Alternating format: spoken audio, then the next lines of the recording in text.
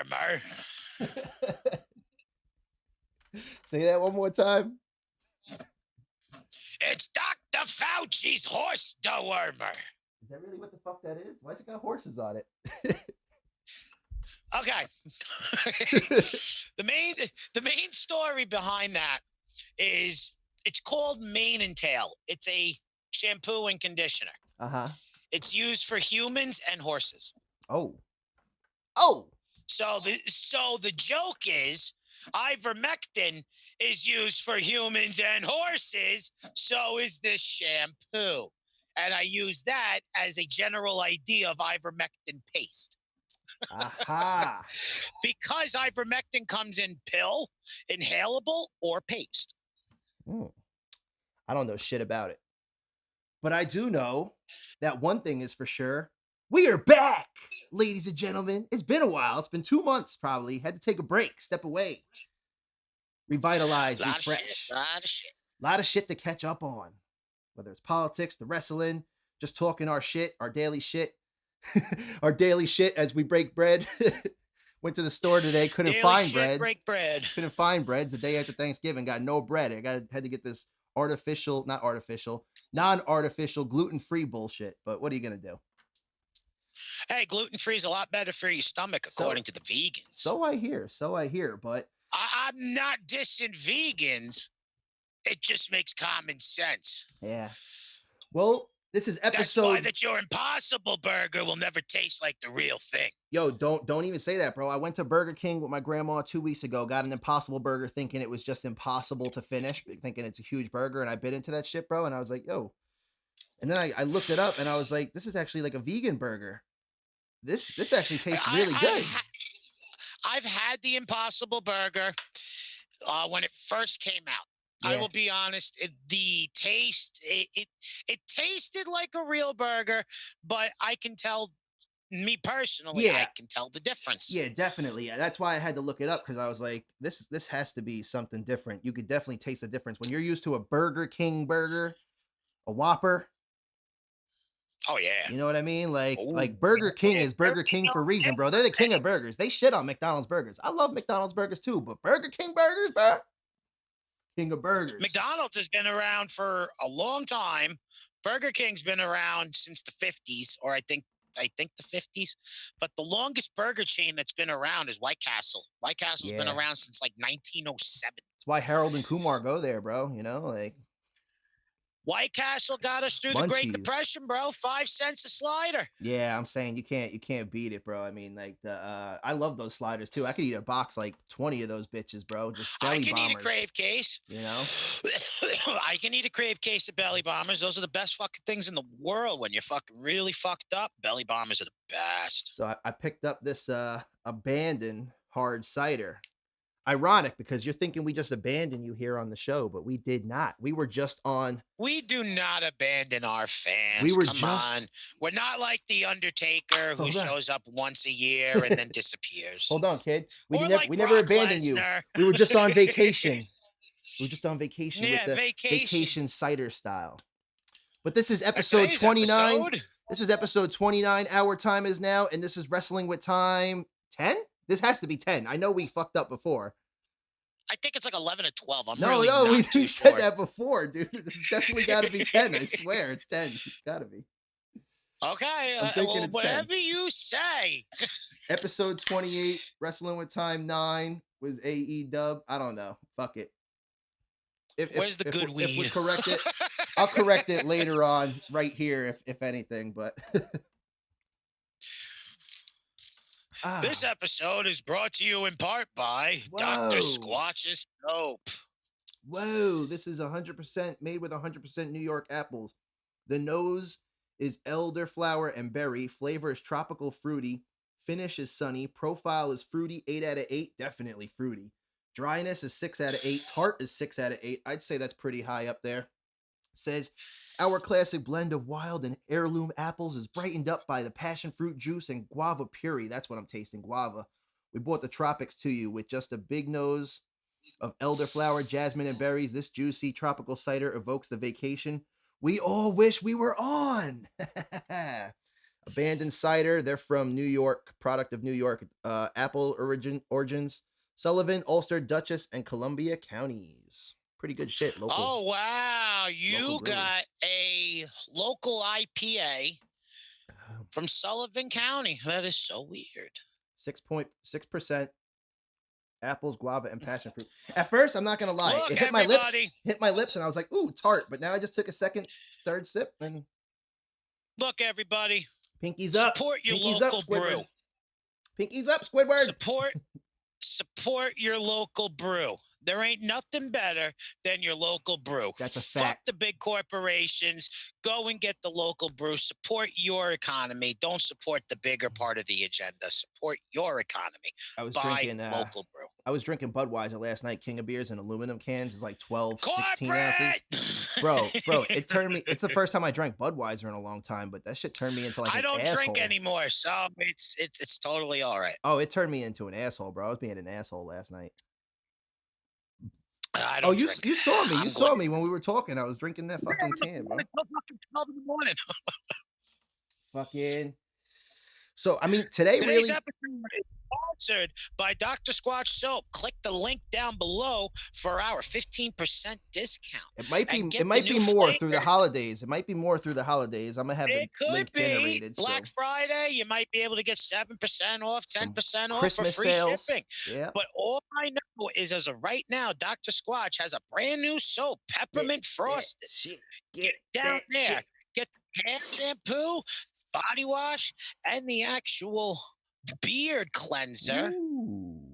You know, you gotta get the scruff. About $19.99, and then you get 15% off, free shipping. Use the link down below, drsquatchsoap.com. It's the way a man is supposed to feel. It's my Scott Hall impersonation, kid. The link down below. but yeah, man. So what else is new? What else is new as of late? Well, we have done the impossible, and we made a new YouTube channel. It's called Dr. Fauci on YouTube. You know he's on YouTube. He may be on Farmer YouTube, Farmer Fauci. He doesn't have his YouTube channel. You see, Dr. Fauci is covered on ABC, MSNBC, Fox. Well, maybe not Fox because I'm a liar. That would just make common sense. Yo, last night, Doc, you were telling us last night, Doc, that you've been in office for how long? And 45 years. You've never seen a patient. That's wonderful, man. What a career. Well, first of all, let me just introduce myself. My name is Dr. Anthony Grim Reaper Sickle Fauci. Now, reason why I say Grim Reaper Sickle is because if you Google my name in Italian, Fauci ironically comes up as sickle in Italian. So does that mean that I'm the bubonic plague doctor, or am I the Grim Reaper because I brought this virus on everyone? But enough about me lying about certain things. Let's just get to the bare facts. Dr. Fauci on YouTube. It's my own personal channel. Come check it out. We do about 15-second shorts, and everything so far is about horse dewormer. This is a great product to put on your face, your hair, to keep you COVID free. Go to my channel to figure out how to apply horse dewormer. This motherfucker really got horses out. Like, bought that product specifically for the show. Look, it just makes common sense to do what I do because, remember, I have been in the natural infectious diseases unit of the government since 1975. But in 1986, I said that there would be an AIDS epidemic that would kill almost 22 million people by 1992. It turns out I was so wrong that only 250,000 people died by 1992 of HIV/AIDS. And I even said that probably about 30 million people would die of COVID in 2020. It turns out only about 500,000 to date have only died of COVID-19. I'm waiting. But I'm Dr. Anthony Fauci. Don't question me, because I am Mr. Overlord, Doctor of Science. Fauci, when can we expect COVID-21? Well, right now, the Chinese lab is making something very pure that's a little more concentrated COVID, but with carbon irregulates that we're going to put into the new COVID trials. So what I'm technically saying is I am the Grim Reaper, and I'm going to kill you all. Sounds like a plan. Remember, people, all these zombie movies start out with a guy like me. It's always the science fiction ones that you say that shit'll never happen, and that shit always happens. Come check out Dr. Fauci on YouTube. We do Joe Biden. We do Alex Jones. It's just the best of both worlds. What if you get Alex? Come on. What if you got Alex and Fauci in the room together? Alex and Fauci in the same room together. Well, Tyler, if we were to have me and Dr. Fauci in the same room, it would not work out, because I would be reaching over the fucking table and trying to shake this fucking cow. Yo, that's spot on. That's fucking spot on. We got more fucking problems going on with the damn border than we have with this fucking asshole trying to kill everyone. He fucking make my blood boil. Spot on. Ah! Yo. Oh man, yo, you should definitely do shorts though. I have been blessed with this raspy voice, let me tell you, because I can do some of the most irresponsible, ultimate accurate people as an Alex Jones. I have been talking about shit about Bohemian Grove and fucking people sacrificing kids and fucking eulogies and fucking people ripping babies out of vaginas. Yo, son, you gotta do like black KKK members who are the Virginia fucking governor back in 2017 sat there and said he's gonna kill fucking babies. Yo, dude, you gotta do fucking side by side TikTok duets of if Alex Jones and Fauci met. They never have. I know. They never have. But that's why you got to do it. You got to make it happen. The what ifs. I really don't want to meet that scary motherfucker because, you know, like Rand Paul, if he wants to get at me, then we're going to get, like the kids say, sheesh. Sheesh. Yo, what is that, bro? All the kids at my job be saying that shit, too. I'm like, bro, tapping your veins for ice. Lit. This ain't real. Nah, hell nah. I'm lit all day, bro. LITs, you know what it is. Not Liddy in the city, but lit. Yo, lit, bro. Long Island iced tea, motherfucker. Serve it up. But they be doing like this, like sheesh or some shit. I'm like, bro, ice in your veins ain't cool, bro. That ain't cool. Like, they teaching these kids like heroin shit. One of the YouTube channels I watch, it's called Devil Artemis. He's had the penguins of Madagascar come, coming for a couple of episodes. And it's so funny. The latest episode that he did with them in it, you know, the penguins all show up and everything. And he's like, all right, boys, it's time to go to work. And then after that, they're all getting ready. And then after that, he goes, what do the kids say nowadays? It's about to get lit, boys. And then after that, the smart one goes, oh, actually, Skipper, the young ones say sheesh now. And he's like, oh, sheesh. Sheesh. But it's the way you say it, bro. They be like, sheesh. And they're rubbing their veins. Like, what the fuck? It's like YOLO. We invented YOLO. Yeah, well, Drake invented YOLO. YOLO, it's the motto, y'all know. No, our generation invented that shit because Drake is our generation. Yeah, no, I know, but I'm saying Drake was like the trendsetter for that. Drake was the fucking king in the wheelchair and Degrassi, motherfuckers. That's how old I am. Either Jimmy really, what did he say? What did Joe Budden say? Jimmy really misses wheelchair. I don't even remember the lyrics, yo. Joe murdered Drake, though. Honestly, there's no contest, bro. Like, I respect Drake for not responding, because if you respond to Joe Budden, Joe Budden is going to pump that ass up. He probably didn't want to. You know Joe Budden? Hold on. Yo, you know Joe Budden came out as bi, right? Really? Yeah. Wow, that's fucking weird. I haven't really followed it too much, but like my favorite rapper of all time is bi, and I'm like, Yo, listen to this. What you gonna do? So I know somebody who ripped Drake harder than Joe Budden. Who? and he did a parody of it. He's got a whole YouTube channel. He's now famous. He actually has another alter ego in the actual music world, but on YouTube, he's called he's Bart Baker. Mm-hmm. Never heard him. Bart Baker from 2009 all the way up till about 2018, 2019. He ended up getting an actual record deal in like 2018, and he's now an actual celebrity. He's an actual rapper now. But he did parodies like Weird Al Yankovic, and he became the new Weird Al Yankovic around like 2012, 2013 is when his shit was really popular. He was the guy who did Condom Style, the fucking Gundam Style parody. I didn't see that. What the Condom Style? No, I never That's saw him. it. Never saw it. Yeah, look him up, write it down, look him up, Bart Baker, and you're going to want to watch Condom Style. You're going to want to watch the Happy parody. You're going to want to watch Drake Started from the Bottom.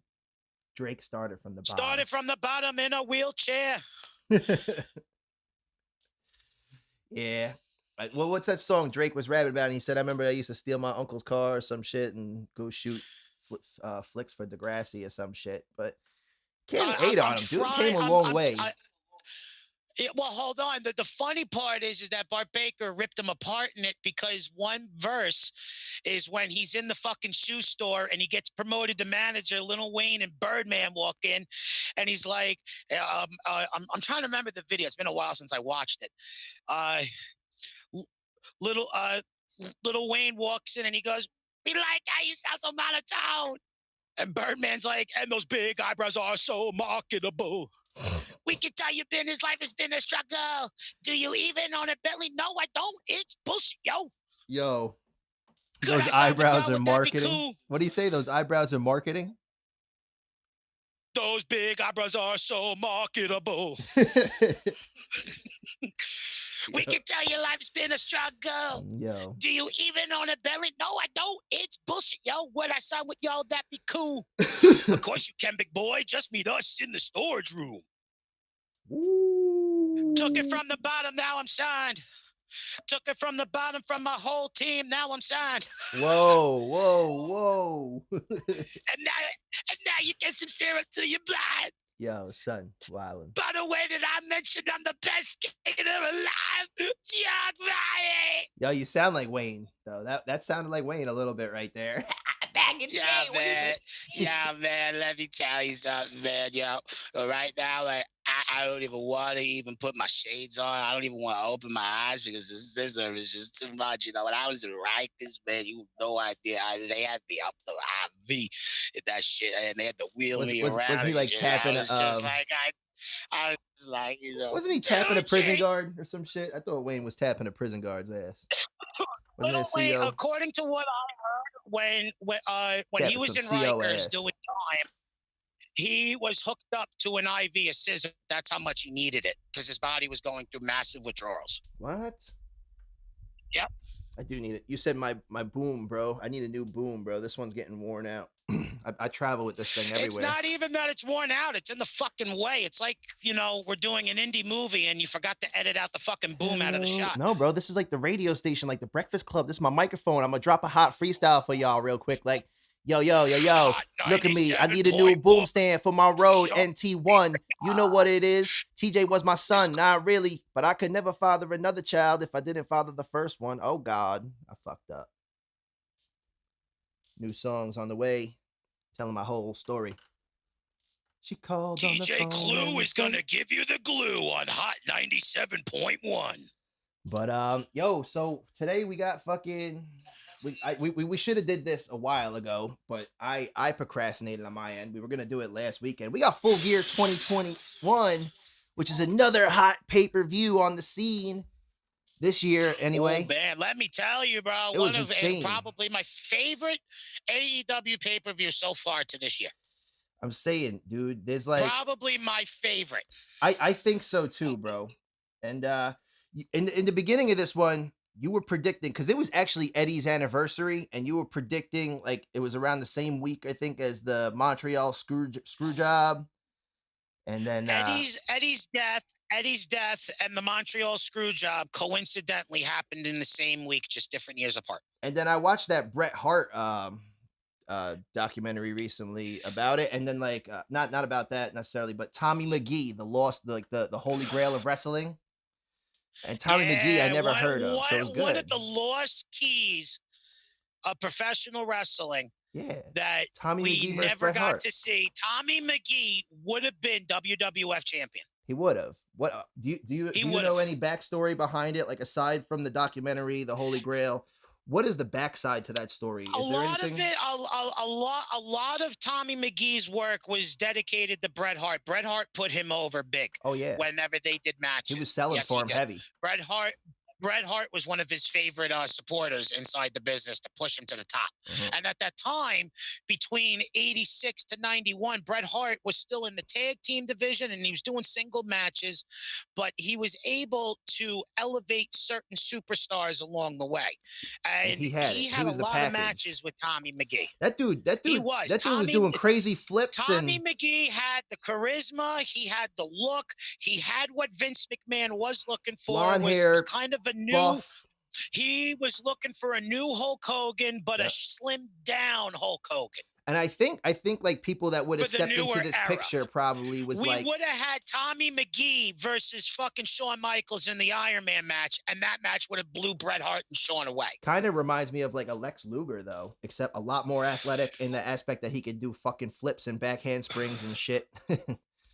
That maybe Lex could have pulled off. Let me tell you something. Another guy who was very fucking, who was going to be pushed to be a champion in WWF was the Patriot. Yeah, I saw him he was actually at Big Time Wrestling.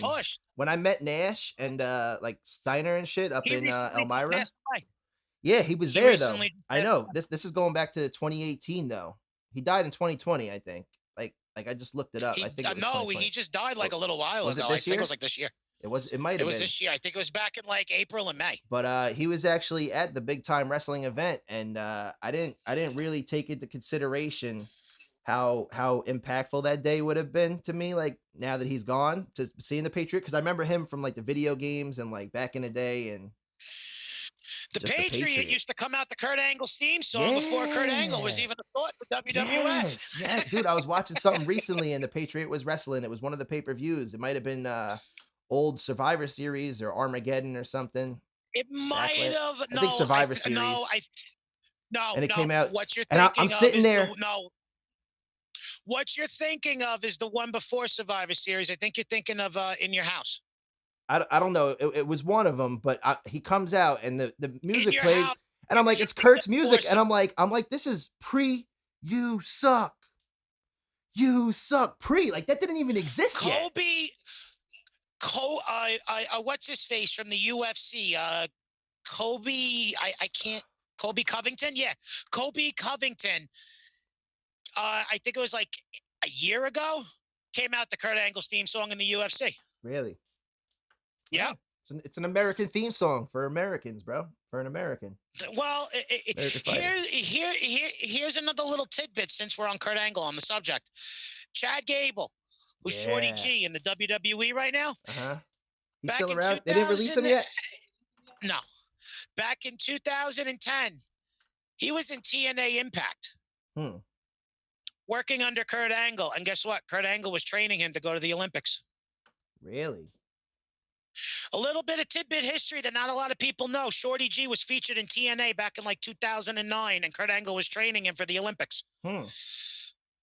Crazy.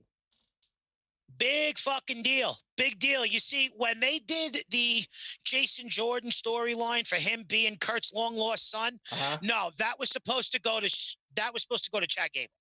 Well, I think I was also talking to you recently about that would have made the most sense, because a wrestling fan like me would remember. Oh shit, that's right. He trained him to go to the Olympics in 2011.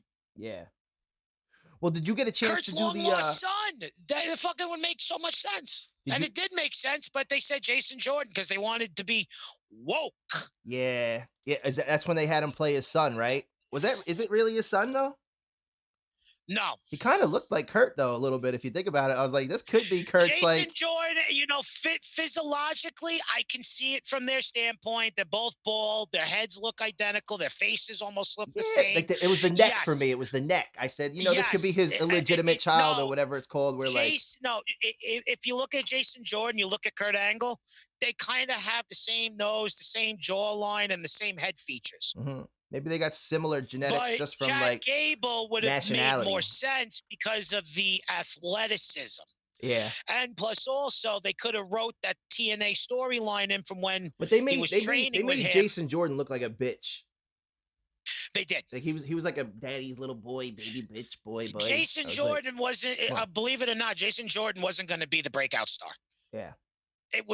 Originally it was supposed to be Chad Gable was supposed to be the breakout star. He should have been. Did you get a chance to catch that fucking Ruthless Aggression documentary series on Peacock TV where you could stream on the WWE Network for $5.99? Me personally, fuck NBC. They don't deserve any of my money. But I do love the fact that the Ruthless Aggression series spawns off. Bootleg that shit, motherfucker. Yeah, but I'm saying a lot of people I think we had this conversation just the night we were talking about this when we should have did the pay-per-view live stream that night, but I said a lot of people confuse Attitude Era for the Ruthless Aggression era and because it's still that early 2000s period, and a lot of Ruthless Aggression era was around 2002. Yeah, the Attitude but I'm saying a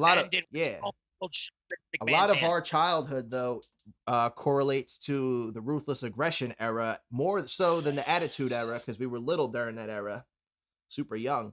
So I mean, we really grew up watching wrestling in the Ruthless Aggression era. But some people say, "Oh, I miss fuck WWF PG. I miss it the way it used to be in the Attitude Era." But the Ruthless Aggression era, people skip over that, knowing that's the John Cena, that's the Brock Lesnar, that's the Kurt Angles. Still Austin, still Rock in there too. But yeah, but The Rock was already making movies, and Stone Cold had to walk out for 6 months because Vince McMahon wanted to fucking put Brock Lesnar against Stone Cold free on TV. Yeah, I get it. Stone Cold knew, fuck that. We could have made $1 million off of that, and and it would have. Back then, even to today, the Brock. It made me respect Brock though.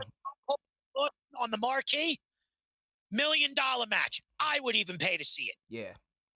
Yeah, I mean, I don't care if Brock going to squash Stone Cold because Stone Cold's going to lead. Brock Lesnar's going to go at least 10 minutes with Stone Cold. Yeah, it will be at least a 10-minute match.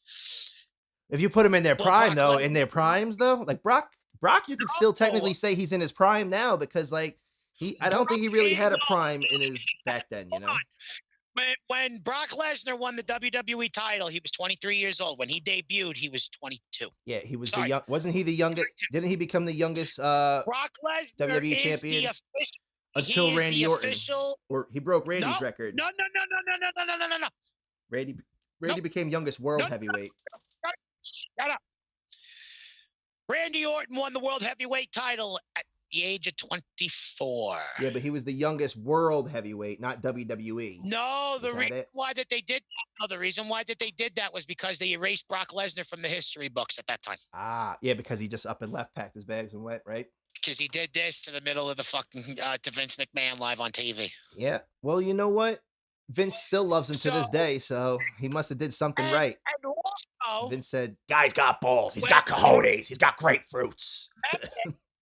Remember when Brock came back, he was by himself, and then Paul Heyman came back to him, and Paul Heyman said, "The youngest WWE champion in history." He was 23 years old. Brock Lesnar was the youngest WWE champion in history, and still to this day, the youngest WWE champion in history. Yeah. Brock Lesnar's only 43, 44. Yeah, I know. Looks like that guy can go 15 years. He's like Tom Brady. He can go another 10, 15 years. I'm saying, when you think about who could do this in wrestling, but also he doesn't take as much wear and tear because he doesn't wrestle as often as the other guys who are on the road all year round. No, but at the same time, he has to, look at the way Brock Lesnar is. But I'm saying, look at the way how he moves in the ring. When you talk about the people, even if he's not performing in front of a live crowd, he he's still practicing. He's Yeah. still weight training. And I'm He's saying, still, taking bumps in his and he's own doing his ring and farm work, everything, bro. His farm keeps him in shape, doing Yeah. that farm boy stuff. But the whole documentary, moral of it is I hated Brock always. You know this, I hated Brock. I talk shit about him on the show. I joke, haha, I'm just kidding. I love you, Brock, whatever. But it's always been like this love-hate relationship. And then when I saw that documentary on Brock Lesnar, I said, this really made me respect the guy hell of a lot more, because I'm the same way. Like, I like to live in isolation, solitude. Like, like, I like to do my media, entertainment, my music and stuff, but I'm not like one of those guys that gets on Facebook, Instagram live all the time. Like, yo, I'm the shit. I'm the best rapper out. I'm this, I'm that. Like, I just let the work speak for itself. And that's what he does. Brock He lets the Lesnar work has speak dual for itself. citizenship. He lives in Minnesota, and he also has fucking land in fucking Saskatchewan. Where the fuck is that? Or fucking Saskatchewan, fucking Canada. Oh, okay. Because I was gonna say though, he definitely stays in shape. That Brock Lesnar, if anybody's gonna go longer in this industry than the Nature Boy, bro. If anybody's gonna outstand Rick, Brock's gonna be there like 80 wrestling, like with gray hair. They're going to be like, the Beast. He's going to be sitting there. Brock Lesnar right now looks more intimidating than he's ever had in his life. Yeah, dude, when he came back with that Roman feud, I liked it. I liked it a lot. Lesnar, he's called Mountain Man Brock Lesnar. Yeah. He looks like he could fucking rip you to shreds. Fuck what he did over the past 13 years. What he looks like now. Yeah, dude looks like he wrestles fucking oxes. Like he just grabs them and just fucking boom. He goes in the bars and just kicks the shit out of everybody and just walks out and goes, where's the next bar? Yeah. Yo, honestly, I'm starting to like Brock. Shit you not. I mean, like he just bar, really genuinely like him. And he's done. Yeah. But I mean, like, it took me a while because I just hated how WWE was utilizing him. But now I'm like, you know what? Hey man, it's just who he is. It's smart the way they do it, because he kind of is like the final boss character, you know. If if you're gonna go towards Mortal Kombat, Sephiroth going against Cloud. He is the Goro. Yeah. He is the Goro of Mortal Kombat. He is the second to final boss. Well, or unless if he's the champion, then he's Shadow Khan. But other than that, he's normally Goro right now. He could definitely be a Shao Kahn. Oh, well, if he's the champion, yes, he's. If they Shao make Kahn. Mortal Kombat, if you make a real life remake again, you should have Brock Lesnar be Shao Kahn. He's not the champion. He's Goro. Yeah, that's who he is. Honestly, bro, yeah, because if you give him like that hair that he's got now, and you throw some CGI on that bitch, you got like Scorpion King when The Rock was the big Scorpion, but you got Brock Lesnar as Goro. Can we get the Scorpion King versus Goro? Brock versus Rock in a movie? Ooh, that'd be the dope. Brock won though, right? Doesn't Brock beat Rock? He whooped his ass SummerSlam. Yes, he did. So he's gonna whoop Scorpion King's ass because he's gonna jump up on that shit with his fucking forearms and rip the fucking here in Long stab the fucking he's gonna stab the fucking Rock with his own tail. Fucking rip off his scorpion legs. But yo, let's get into this. SummerSlam's fucking commercial was Brock Lesnar F5 and a shark. We actually do need to do SummerSlam, and I think we said we were going to do that, so that's coming up on the show as also. We get our asses back in gear here. There's a lot of video editing going on, work and everything, and we haven't even gotten time to even go into that. We also have. I think we mentioned it on the last show on episode 28 that we were starting a watch along series, which will be coming soon. It's been a little bit delayed. I've been going through a lot of personal shit, but it's coming. It's going to be on the way. It'll be dropped pretty much any day now. But first matchup, we got it's Nyla Rose with Vicky Guerrero and Jamie Hayter versus Hikaru Shida and Thunder Rosa. I predicted Nyla and Hayter. And you called it, bro. You called it. Screwjob. You said like Vicky's there, so they're gonna do it. So I said you called it after the 5-star, the Eddie Guerrero tribute. They still ain't give it to them, bro. So beginning of the match, I said it right away. I was like, "Yo, there's a screwjob in this match." Yeah. And you're like, what? How the fuck can you tell? Because Eddie's anniversary was right there. You're just listening to it. And I was like, well, number one, it's Eddie's anniversary. And number two, it's very weird. Montreal Screwjob happened the second week of November. Eddie Guerrero died the second week of November. Both dates happened about a few days apart on the same week, coincidentally, about 10 years apart. And you also mentioned it. You said like what the fuck did you say here? Oh yeah, it was Eddie's anniversary of the Montreal Screwjob, and that they were right there, like within the same time period. And you said since Vicky's coming out, you know they're not gonna let her get it. So because it's paying tribute to Eddie, but at the same time, there was a lot of tributes to Eddie. There was a lot of tributes to Eddie tonight. I mean, there was a lot of tributes, but by the way how normal wrestling standards go, it goes two ways. You play to the crowd, you play to the night, or the crowd's favorite just has to lose because it is what it is. Yeah. So I mean, you know what it was though. I mean, that's why every WWE episode, if you see the fucking hometown hero always loses. Yeah. Always, except when they came to Long Island and Zack Ryder won the United States Championship at the Barclays. Baby, yeah, baby. But so I mean that was pretty much like wrestlers today. He's still one of my favorite wrestlers, fucking Matt Cardona. I think that was actually on the card on the buy. Not the buy-in, because that's different pay-per-view. The buy-in is the pre-show. Yeah, no, it wasn't the buy-in though, because the buy-in is for All Out. I think I forget what they call the pre-show. Maybe it was the buy-in, but that was it. But then we have the Hall of Fame voice of wrestling. Jim Ross comes out. You know the Boomer Sooner music is playing. Hey, he's had that fucking theme song since the beginning of time. When JR came out of his mom's womb, they were playing the Boomer Sooner music as he was being birthed into the world. And that man was birthed with a cowboy hat on, ladies and gentlemen, with some barbecue sauce. He makes his own hot sauce. He makes his own barbecue sauce. He's got his own weed farm.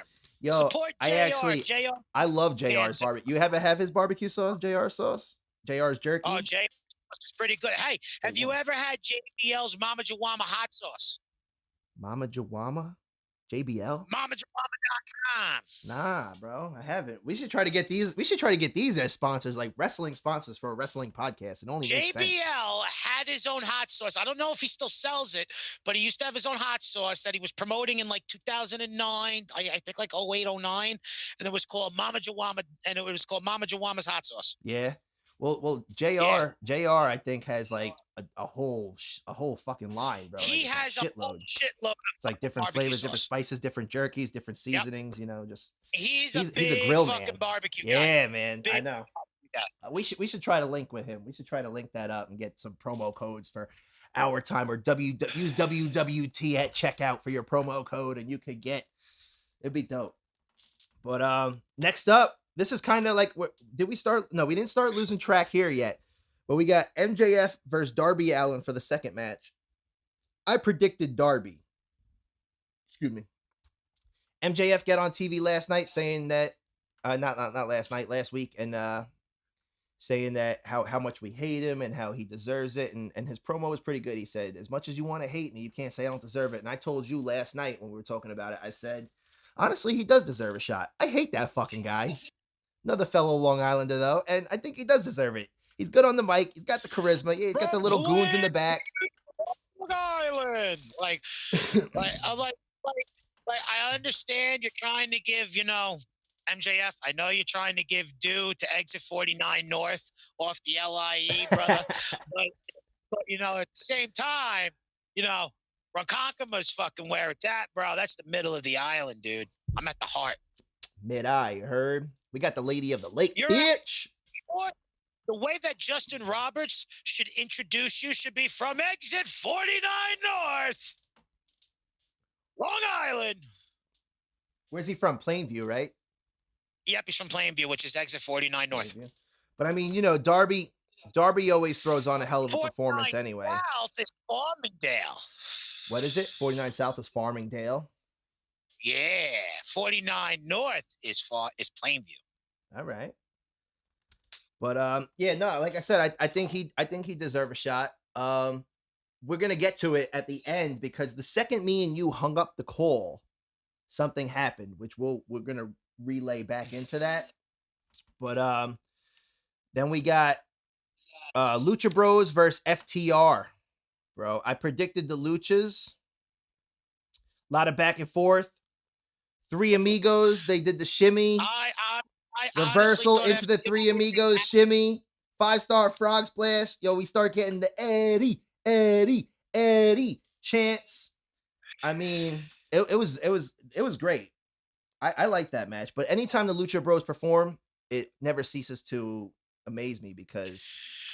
Well, it kind of also ties into the fact that FTR is the AAA Tag Team World Champions, which is a lucha wrestling company. But Luchas are the AEW Tag Team Champions, so. It just makes common sense. Yeah. But I mean, like, this is where I came in and I said I had a new fantasy match. And I said the Lucha Bros versus the Young Bucks in an Iron Man tag match, because we got off topic a little bit, but I was saying, like, the Young Bucks are brothers, the Lucha Bros are brothers.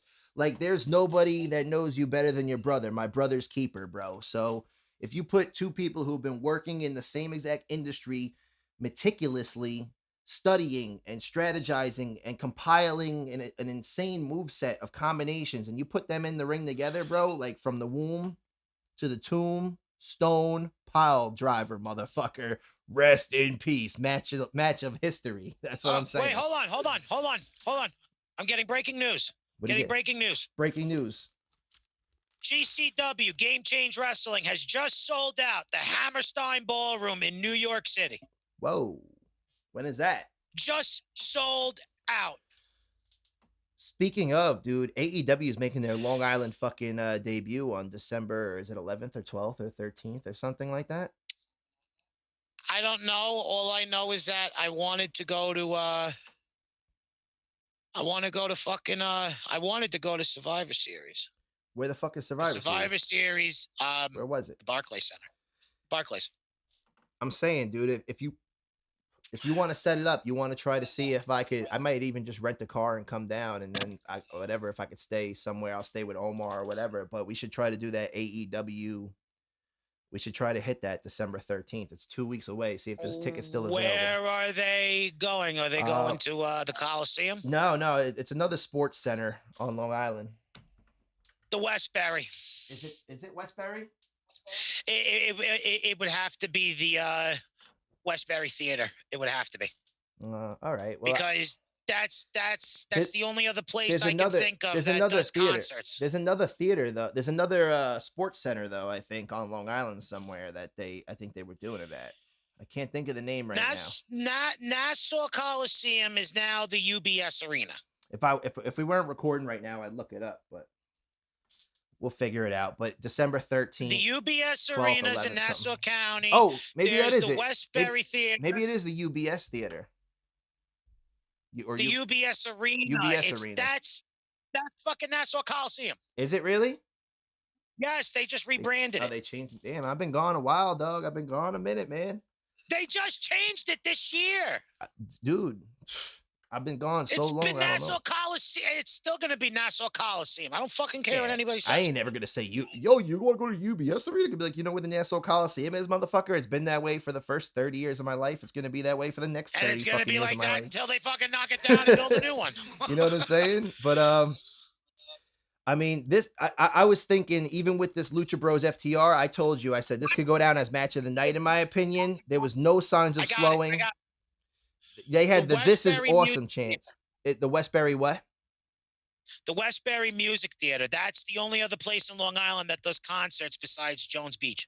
Yeah, no, it's not. I don't think it's at the Music Theater. I've been there before. I saw Mike Birbiglia there from Comedy Central, and I was in the front row. WWE has done live events out of the Westbury Music Theater. I've won free tickets though to Westbury Theater, and fucking I was front row. Me and my date Erica were front row during Mike Birbiglia, so you know that we were like his roasters.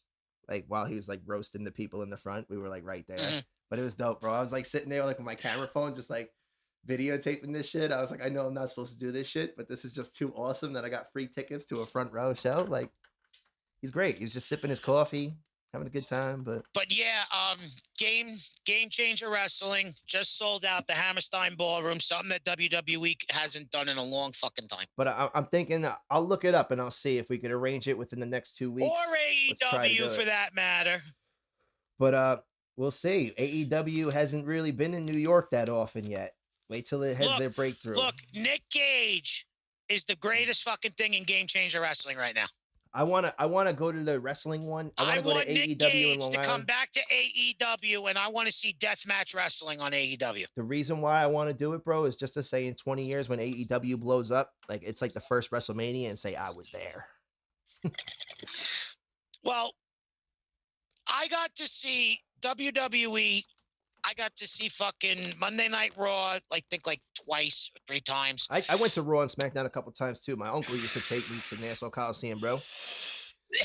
I've told you. I'm pretty sure I told you stories on the show. Like Eddie was up on the ropes. He was just hanging out on the ropes. You know how he used to just chill up on the top rope? I went having a to siesta? the Monday Night Raw. I went to the Monday Night Raw after WrestleMania at the MetLife Stadium at the Barclays Center. That was the night that Undertaker came out and chokeslam Elias. That was the WrestleMania where John Cena came out as Gangster Cena and beat up Elias. Ooh, Gangster Cena. That was also the same WrestleMania that Zack Ryder and Kurt Hawkins won their final tag team titles. They won it at WrestleMania. Kurt Hawkins, whatever happened to that guy? He's in TNA. Is he? For Impact, yes. Hold up, let's just wrap this up though. So there was an Air Factor finish, a double finisher. I don't even know, 2 count, switcheroo, Eddie foot on the ropes. You know, it was dope. There was a spiked wheeler for 3. Spiked wheeler for 3.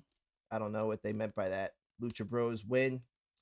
I mean, every Lucha Bros match, like I said, is insane in my match. I remember I told you when I wrote this down, I was like, I'll remember all these notes tomorrow. I'll remember them tomorrow. We didn't do it tomorrow. We did it a week later. It's 2 weeks later now, so I don't remember them. Thank God you still wrote everything down.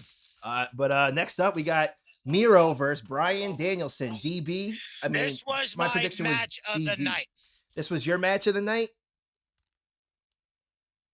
Because I ideally I wanted to see if they were going to do what they did with him and Rusev in WWE. So you're right. They changed my mind on that. This is where we get off track.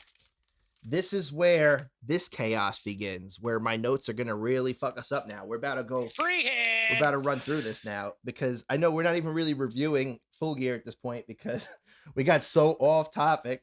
But so you hit me with the, hey, you know that Hemsworth is coming out with a Hulk Hogan biopic, right? I was like, yeah. And then we're talking like, okay, well, who's going to be who? So we started with, you said, who could play Macho Man in a biopic? I'm still fucking drawn on that because there ain't nobody who can do it. We're figuring it out. So we have, we said Leonardo DiCaprio for Flair. Yes. Off the jump, off rip.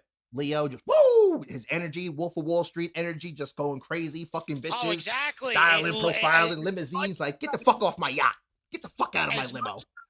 As much as I hate Leonardo. These are fun coupons.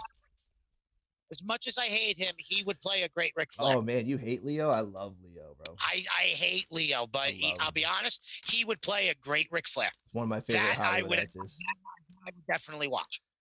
But, so anyway, I was predicting for this match, Bryan Danielson. The winner was Daniel Bryan. I put DB, but BD, Bryan Danielson. But anyway, you're next up. You said Jamie Foxx for Booker T. Yes. Jamie Foxx. 100% Jamie Foxx for Booker T. It makes the most common sense. Can you dig it, sucker? Jamie Foxx is a good fucking actor. He could play Booker T very well. 100%. You're next up. Hold up. Woo! If the fans ever get a chance, I hate Jimmy Fallon, but Jamie Foxx was on Jimmy Fallon a couple of years ago. They did like Wheels of Impressions and, musical impressions.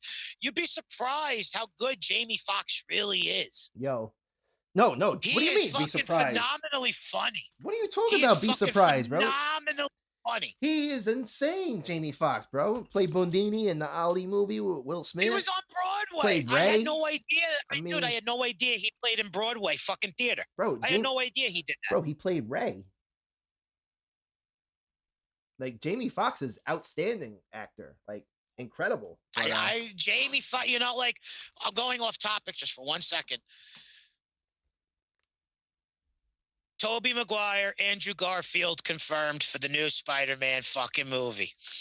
Yeah, but it wasn't Tobey and weren't they bringing the whole Spider-Verse back and bringing Tobey back initially anyway? Well, this is going off topic. I think I discussed it. Well, you know, when we were watching the pay-per-view, I was on Reddit and I saw a fucking post that had over 5 million fucking people on it. Whoa.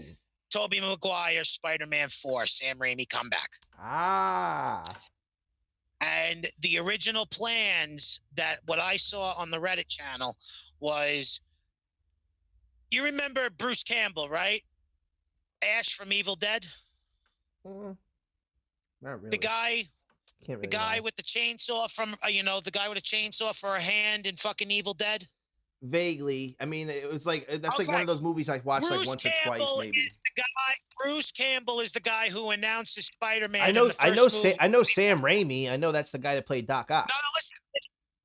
Bruce Campbell is the guy who, in the first Spider-Man movie, when they're at the wrestling event where Tobey Maguire faces Macho Man, Randy Savage. Campbell is the guy who goes, "The Amazing Spider-Man." Okay, the announcer, dude.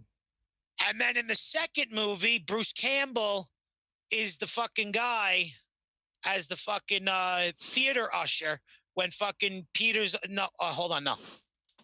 Do I have that right? Wait. Yes. He's the theater usher in the second movie where Peter Parker's late to MJ's fucking play. And he's the theater usher and he sits there and he goes, "Shh. No one will enter the theater while the play is in progress. And shh. Please stay quiet in the hallway. It helps maintain the illusion." Third movie, he plays the French waiter who brings the ring to MJ when she walks away from when Peter's about to propose to her. He's the French waiter. I think I've only seen like the third movie like once or twice. He's the French waiter. So originally, Sam Raimi was going to do Spider-Man 4 and Bruce Campbell was going to come out as Mysterio. Because Bruce Campbell knew who Spider-Man really was from the first movie. That's why that you saw Bruce Campbell in all three movies, because that was what it was going to lead up to, was that he's Mysterio. Yeah. And it was going to be a big fucking movie to where that, it was going to follow Far From Home to where Mysterio releases Peter Parker's identity. That's exactly what it was going to lead to, because Bruce Campbell followed him in every single movie, and he was there every single time. He knew who Spider-Man was. The Spider-Verse unfolds with 8 different dimensions for 8 legs, motherfucker. So the Reddit says Sam Raimi comeback in Spider-Man 4, Mysterio reveals. That was going to be the title of the movie. Okay. And it was going to have Tobey Maguire come back in it, and Sony owns Spider-Man. Disney doesn't. And Sony will never, ever sell Spider-Man. Yeah, I don't think so either. They will not. No. And according to the Reddit, Sam Raimi is thinking of doing it because Sam Raimi has been doing, the Avengers and all that, and, all those other movies. So it just makes sense to have him come back to Spider-Man 4 and have him and Tobey Maguire go off on a highlight. Yeah, it does. Sam Raimi's Doc Ock, right? That guy that played Doc Ock. Sam Raimi is Doc Ock. Sam Raimi is the Green Goblin. Sam Raimi is our version of the Venom. He's not Green Goblin. Yes, he is. Sam Raimi was the What about director. William Dafoe? Sam Raimi is the director of all 3 movies. He's the guy who put those characters in the movies. I thought Sam Raimi was also the guy that played Doc Ock, though. I thought that was the actor's name. Sam Raimi is the director. Alfred Molina plays Doc Ock. Ah, okay. All right. Alfred Molina. I've read articles like guy- Sam Raimi makes a return with Doc Ock or something and shit like that, and I'm thinking that's who plays Doc Ock. No, Doc I Ock never is read Alfred articles. Molina. I just read headlines sometimes. Alfred Molina is the guy who's in the first Indiana Jones movie in the cave scene where he fucking tells Indy to throw it over the hole before the fucking thing comes, before the boulder comes flying down. Yeah, maybe I never and watched he's running out of the cave. Never watched Indiana Jones. Indiana Jones That whole and era. Oh shit, what was it? It was Indiana Jones and Kingdom. No, hold on. Last Crusade, Temple of Doom, and Raiders of the Lost Ark. It was the first movie, Raiders of the Lost Ark. The beginning scene is Alfred Molina, Harrison Ford walking into the cave. The scene where he's gonna take the fucking golden idol and switch it with something else. Mm-hmm. After he switches it, the fucking thing goes down, and then after that, the floor fucking falls apart like this. And then the guy on the other side, here's Indy, here's the other guy. He throws him the artifact. That's Alfred Molina. Ah. That's Doc Ock. Okay. I just had the actors' names mixed up. Like I said, I was reading headlines instead of Sam Raimi is the director instead of the whole article. Sam Raimi was the one who when Sony came. I never followed it too much. Like when Sony came out and asked Sam Raimi to do Spider-Man 1, he was the reason behind Green Goblin. That was his choice to put Green Goblin in the first movie. Uh-huh. It was his choice to put. He was his choice to put Doc Ock in the second movie. That was also a smart move. By a fucking video came out about 2 years ago with Sam Raimi talking about exactly why that Spider-Man 3 was so horrible. Originally, I didn't think it was horrible. I liked it. I enjoyed it. I didn't think it was horrible either, but Sam Raimi said it was one of his worst movies that he ever did. I just liked having Venom in it because being a child growing up with Spider-Man, Venom was one of the biggest. This is what he said, and this is word for word. I hate Spider-Man 3.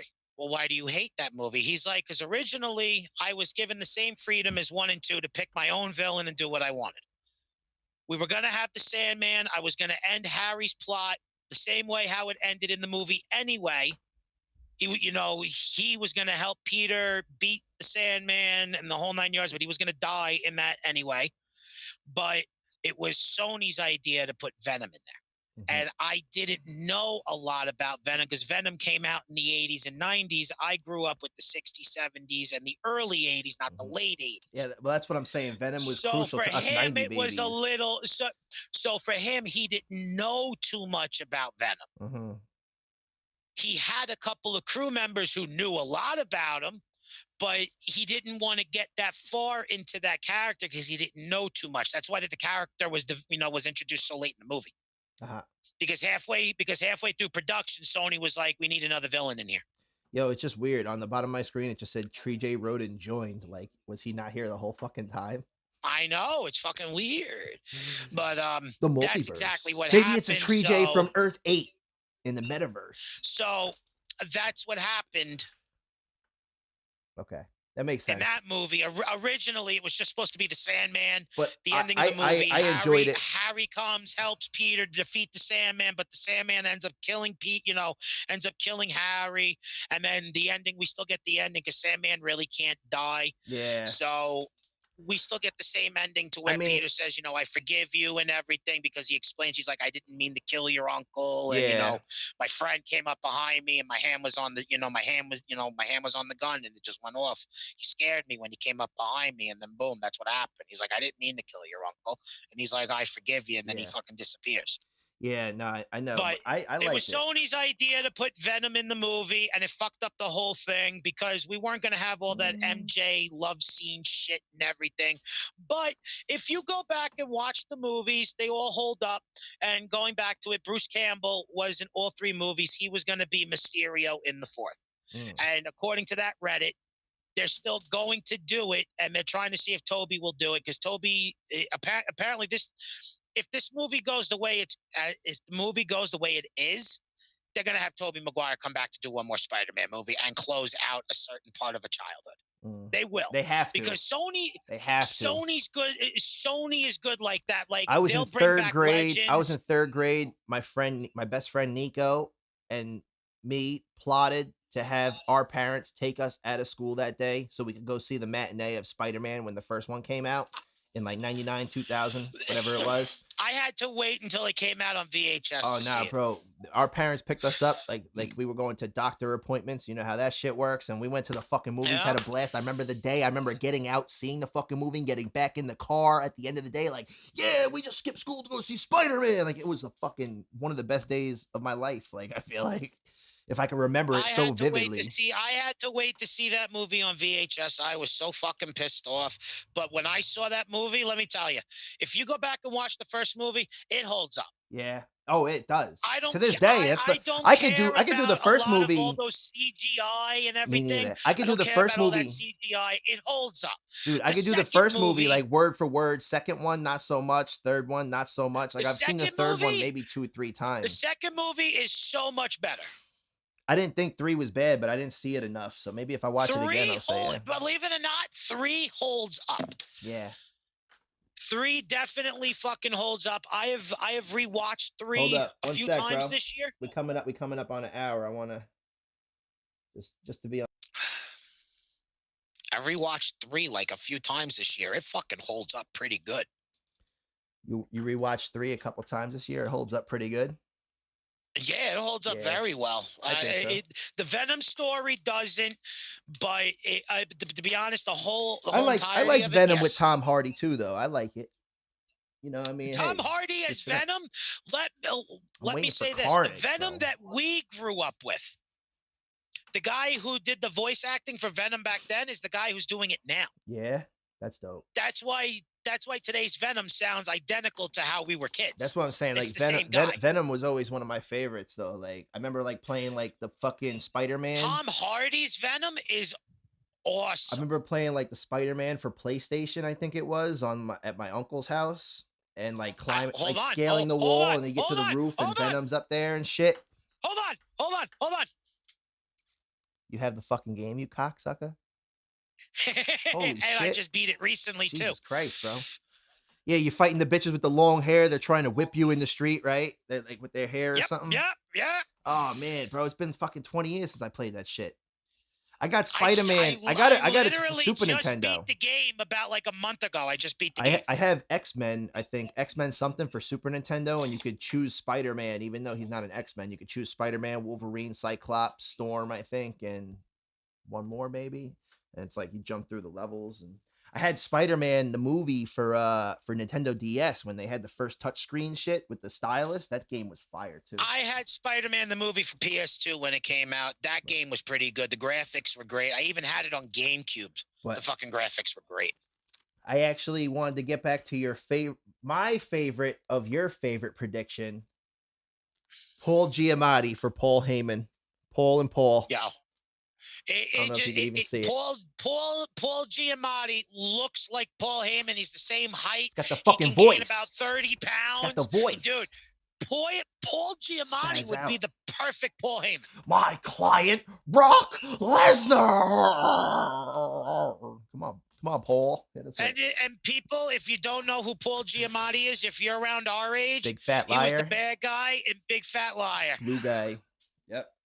He was Marty Wolf. Yep. He is a great ass actor, though. I'll tell you, Paul Giamatti, one of those guys. Awesome. So. He is a great actor. I even put 100% right there, bro, because I was like, yo, 100% spot on. When you said that, you said Paul for Paul. I said, huh? You said Paul Giamatti as Paul Heyman. I said, bingo, Hollywood money right there. Hollywood gold. One of the greatest wrestling promoters, visionaries, writers, fucking of all time, Paul Heyman. Disagree? Get smacked the shit out of you with a Brock Lesnar slap. And then plus also you got Paul Giamatti right now who's on a fucking total career rebound. Yeah. He's in almost all those fucking dramatic shows, you know, like all the new Sopranos are going to be coming out, all the shit that's on HBO. He has a big career resurgence. We were talking, and he's in his 50s. When we got to Macho Man, though, we were still getting back to that Macho Man shit. I'm going to be honest. I thought I found somebody the other day. To me, there is nobody who can duplicate Macho Man. I said Chris Benoit, rest in peace. Given the circumstances, I crossed it out. I must have been drunk. I said it could have been though. Then I think we said were really high and you were really drunk. Yeah, I think we were gonna go to Keanu Reeves because we said raspy, like raspy. Keanu could do it, maybe. Like, oh yeah, no, let me tell you a little bit of something. Keanu Reeves we switched it up. Randy Orton. Yeah, we switched it up. I'm going through exactly the exact list as we were going. I said, hold up, cross this guy out. We're going to the next one. We're going to the next one. We're going to the next one. Then we said Jason Momoa, ? Because I said, okay, he's big, burly, he can do the maybe, oh yeah, who knows? Like if he could get the voice right, that's the key. Then we went down to Joaquin Phoenix as Kane. I don't know what the fuck we were thinking. We were thinking Joaquin Phoenix for Kane. You said tall and skinny, but I was like, not big enough. Then I said, I crossed out Jason Momoa and I said Jason Momoa for Kane because he's tall, hair's long as fuck. Then I crossed it out for Kane and I said Jason Momoa as Taker. That could be dope. He's already big. He's a giant motherfucker. There's not a lot of tall guys anymore, so it just sucks. But Jason Momoa is tall as fuck. That motherfucker is fucking Aquaman. I mean, he could play Taker. And then for Macho, we had, I don't know if this was you or me, we said Jake Gyllenhaal, if he was jacked, throw some glasses on him. Because he was young Hercules, you said. Yes, Jake Gyllenhaal. Yes, he was young Hercules. You said young Hercules. You're like, if he was jacked, he was young he Hercules. Could do it. He was. Hold on, pause it. Pause it. We're good. Pause it. Yeah. We good. Just yes, sir. Sorry, that was my mistake. That's fine. Don't worry about it. I kept it running so I could just chop it later. Okay, so where were we? You said young Hercules because he was young Hercules. Yeah, Jake Gyllenhaal was young Hercules when we were growing up. That's so fucking weird. And then we put then we went from that because we said Hugh Jackman because he played Wolverine as maybe Triple H. Was that what we were saying? Oh, Hugh Jackman is Triple H. That is 100% key. Time to play. It's just a matter of if he could get jacked to that game level, like shove a couple roids in Wolvie's ass, bro, and he's back. Dude, did you just see the new X-Men trailer? He's coming back as fucking Wolverine. I thought they were trying to kill him off. No, the latest X-Men trailer that just came out, the ending of it, Hugh Jackman's back. It's my favorite character of all time, probably Wolverine. Then we threw in the hat Bradley Cooper as Macho. I don't know who it was that said it. You said it? I did, but at the same time, it doesn't. I said it doesn't make sense because he's not that built. Bradley Cooper, you think you can play the Macho Man, do ya? You cream of the crop. I don't know. You might float to the bottom like Jason Voorhees. Yo, we got okay. So I definitely did this. I said, who we got Jason Statham as? How do you say his name? Statham? Jason Statham. Jason Statham. I said Perry Saturn. Yes. He would make a great Perry Saturn. He'd be like, would. The Rings of Saturn, the guy from Jersey, you know what I mean? Like Bruce Willis is Stone Cold Steve Austin. Oh, wait, hold up. We'll get there. For Big Show, I said we need a larger than life human. I don't know who we were gonna really do for Big Show. Because there's nobody that big and fat. I'm saying I was joking like Andre the Giant would make a good Big Show or Big Show would make a good Andre the Giant. No. That's what I meant. Big Show would make a good Andre the Giant. We said that Andre the Giant's new biopic should be played by the Big Show because he was known in WCW as the Giant, which was a nod to make him the son of Andre the Giant. And I know we had we definitely had we said Jamie Foxx's Booker T. I was thinking Idris Elba as Stevie Ray. You could have Harlem Heat with Idris. Denzel Washington. But Stevie Heat. Yeah, I don't know. I think Idris Elba could pull it off, though, Denzel bro. and Jamie Foxx, come on, that would be great. But still, Idris Elba and fucking Jamie Foxx. Dude, Idris can get jacked, bro. Get the fuck out of here, man. You know who you talking to? Team Leo over here, bro. One lion to the Mad next. skinny in the 90s. He used to be mad skinny in the 90s. I don't want to hear it. But okay, so wait, we went from there to there, and then I jumped down. We said, yo, Kevin Hart as Leo Rush 10 years from now. Leo Rush. Yes, 100%. Little man, 100%. crazy. Kevin Hart, you better get that 5-star frog splash down. Bang, boom.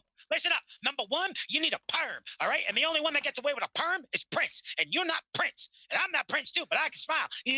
Not gonna lie. Leo Rush has one of the greatest 5-star frog splashes since Eddie because it's the aerial height that he gets. Like, that motherfucker jumps like 22 feet in the fucking air. Hit like a fucking 5-star frog splash. Kevin Hart will definitely play Leo Rush 100%. They're the same height, same characteristics. You know what I'm saying? Yeah, bro. Blend perfectly. As long as Kevin keep that, black don't crack, he keep that youth on him. Because Leo's young, bro. Leo's just starting. So 10 years from now, when Kevin Hart's like 50, he got to look like he like 19 again. So Hollywood, get your makeup team ready. We're going to make it happen, baby. In Dusty Rhodes' voice. Samuel Jackson, dude. Hit him with the Dusty. Hit him with the Dusty. We're going to make it happen, baby. Samuel L. Jackson's in his 60s. He looks like he's 38. Yeah, I know. I was saying... Morgan Freeman is 75. He looks like he just turned 52. Yo, I'm saying Prince Harry as Orange Cassidy. Prince Harry. With his orange hair, bro. Give him a comb over. Yes. Be like, excuse me, Prince, would you like to come to Hollywood for a minute and play Orange Cassidy as a fucking movie role? He'd be like, what? My royal ass gets a fucking bidet to wipe my ass. It just squirts water up my asshole and I'm on my way with my day. I don't have time for these little shenanigans. No, fuck you and fuck your twat, okay? I don't want to discriminate my gene pool by going into your nasty ring with your American people where your fathers or your uncles. Ugh. They didn't even wipe their feet before they got in the ring properly. My palace, we walk barefoot. Uncle, and I don't even know. It's so disgusting. But, okay, here's a good one. Here's what I had. Childish Gambino as Xavier Woods. Fucking Childish Gambino play fucking Xavier Woods to a T. I think they got the same look. He's got the personality in there. He can do the comedy. Xavier Woods could play Xavier Woods. He's still young enough. Shit. That's like Leo Rush could probably play himself too, but it takes away the fun factor when you have the actual wrestler playing as the wrestler because they know exactly how they want to be or how they want to be portrayed as opposed to how they're actually portrayed by the audience and the viewers. And I don't know, bro. We could go on for years about this shit. Chris Jericho will be played by Mickey Rourke. Yeah. So I'm saying like Donald Glover for me does Xavier Woods. 50 Cent as Big E. Big 50. Yes. Yo, I can see it now, bro. Fifth playing Big E. What is Big E? What is he? The fourth or he's fifth? Right now the WWE champion. No, I know. Now. Fourth or fifth black champion. I think it is fourth or fifth. There's not, you can't count on two hands how many black champions there've been in The Rock. WWE history. Hold on. The Rock, Booker T, Kofi Kingston, Big E. He's the fourth. Yes. There was never anybody before him. Ron Simmons didn't make the cut. Rocky Johnson, the Rock's dad. He was Intercontinental Champion and Tag Team Champion. You never got the world title? No. It's not racist to say it, but there weren't a lot of predominant black wrestlers back in the day, like Rocky Johnson, The Rock's father, the Junkyard Dog. I think it's a matter of the times, bro. The times have changed, and finally the tides are turning, though, because I think there was a lot of great talent. Just it wasn't best for business, as Vince would say. It wasn't best for business, so they didn't do it, bro. Yeah. Nowadays in woke culture, it's best for business. Do it. I believe Big E is the fourth WWE. What I'm saying, think it took Kofi 10 years. He deserved it. Yeah, hell yeah, it was great. Kofi Mania was fucking awesome. I loved it. I had a great time. I always loved New Day. Kofi Mania was great. I always loved New Day, like coming out with it was funny with their unicorns on their heads, throwing fucking pancakes and doing shit. I was there the night after WrestleMania where Kofi Kingston won the WWE Championship. I Yeah. was there that night. I have everything all on my phone. But I'm saying, like, it was a great time. And then that's a dude who paid so much homage. I mean, paid so much tribute throughout the years. Like, he put in his time, his effort, and now Big E, the same thing. So, and they're from the same clique, so it's about time. I mean, that's the one faction I can never see breaking up is New Day, and maybe someday they will. Maybe creative will fuck it up. But I mean, that's like the one faction that's been a true brotherhood, stuck together. It wasn't like Evolution. They make a lot of money as a tag team. It wasn't Evolution where it's Triple H. I got to be the top of the food chain. Sorry, Randy. Sorry, Batista. I get it. You're breeding the next. Evolution sold a lot of merchandise, but at the same time, Triple H was on top. And but you're Triple breeding, H had to say what was but going you're on. breeding the next generation. That's what Triple H Hunter was doing. I get that. But New Day, it's like, we're happy for you, bro. You're our champion. Like, the gold's with us. Like, that's what Evolution should have been. But Evolution had the jealousy there, where New Day doesn't. It's like, we're tag team champions. You're Intercontinental champion. You're world champion. Like, we don't care. We're all champions together, bro.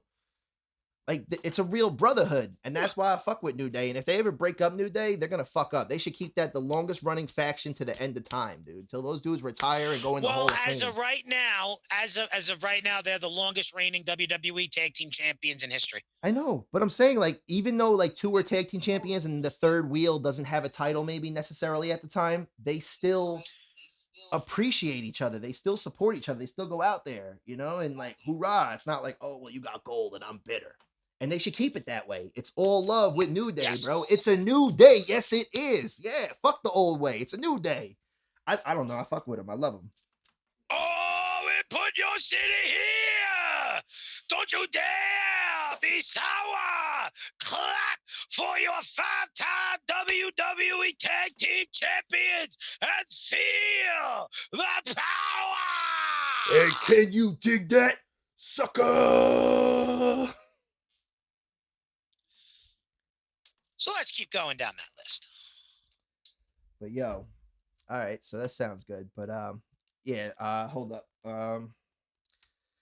Where were we at? Okay, we said 50 Cent Big E. We said Nick Offerman as Macho Man.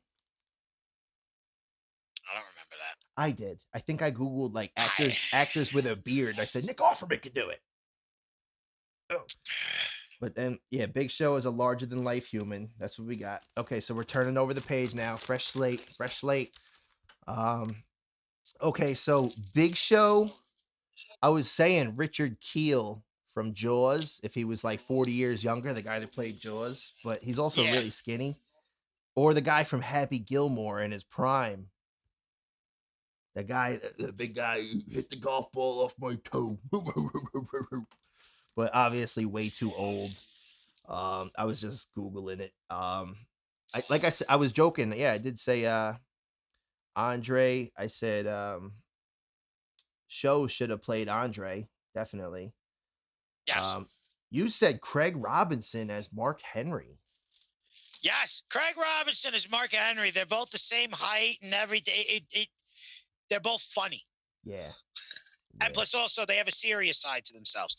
But then you said something about Rob Corddry. Rob Corddry as fucking Gilbert. Cesaro. I said Cesaro first, then Gilbert. I said you're right. No, I had Gilbert. This is what I had. I had Gilbert, and then I crossed it off, and I said Cesaro. Rob Corddry. Yes. 100% as a Cesaro instead of Gilbert. But he could do Gilbert. Oh, 100%. He would make a great Gilbert. Like, dude, how did he start out? It's like Rob. He's like chilling with. He's like, I'm gonna be a wrestler, and then he comes out as Gilbert. He's fucking getting all scared because of the fireworks and the smoke. But Cesaro, I could do too. I have. We were going into. I don't know if this is still big. I said Hapford Julius Bjornsson. Hapford Julius Bjornsson, 6'9", as the Fiend, if not 6 feet. And then I don't remember what I was writing there. I guess like as the Fiend he would play because he's big and he's like the world's strongest man. And then I have Robert Oberst, who I guess is another world's strongest man. I think I was searching as Bam Bam Bigelow. Yes. The beast from the east, Bam Bam Bigelow as Robert Oberst. Be dope. So we had or he could play Lars Sullivan could play George the Animal Steel. You said because he's hairy, he's a real wrestler, you know, things like that. Vin Diesel as Goldberg in his prime. Vin in his prime though. Big, bald, and jacked. You know, like granny shifting, not double clutching like you should. Family. Big, bald, and jacked t-shirts. We're gonna get those soon, so you guys be on the lookout for those big, bald, and jacked t-shirts. Big, bald, and jacked. So we have The Rock play The Rock, of course, right? There's nobody else that could play The Rock more than The Rock. I mean, nobody has that charisma. You couldn't get fucking Roman Reigns' ass up in there with that charisma to play The Rock, even though it's his own goddamn cousin, because he ain't got the charisma for it. No, I'm kidding. Roman is starting to get charisma. I like him as a bad guy, but The Rock, play The Rock, it was a joke. Ha ha, he he. Totally cheating. You said it was totally cheating to have wrestlers play that, because then I said you could have John Cena as John Cena or put Randy Orton as Randy while we're at it. Can't do that. You said you called me on that shit. You said totally cheating. That's your word for word. Said no, we can't do that. It's totally cheating. That is cheating. You can have other wrestlers play other wrestlers just as long as they fit the dialect and the diaphragm and the look. So that's why that the Big Show would be Andre, because he's close to it. And from a WCW perspective, he was called the Giant and referenced as Andre's son. Yeah, I know. I remember that for a while. That was like everybody was speculating, like, are they related? You know, like when he was in WCW as the Giant. I think you put Brad Pitt as RKO as Randy first, and then we went to Keanu Reeves, and then I said, I don't know, Keanu with a little spike flip thingy. I don't know if I could see him like with his side shaved off with that little flip in the front. Didn't I say at the end Channing Tatum? We're gonna get to that. Okay. So Jay Lethal's playing everybody. Everybody wins. Flawless victory.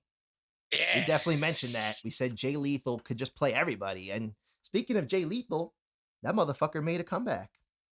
As soon as we got on, this is what I was saying. Awesome. This is what I was saying earlier when I said we'll get around to it.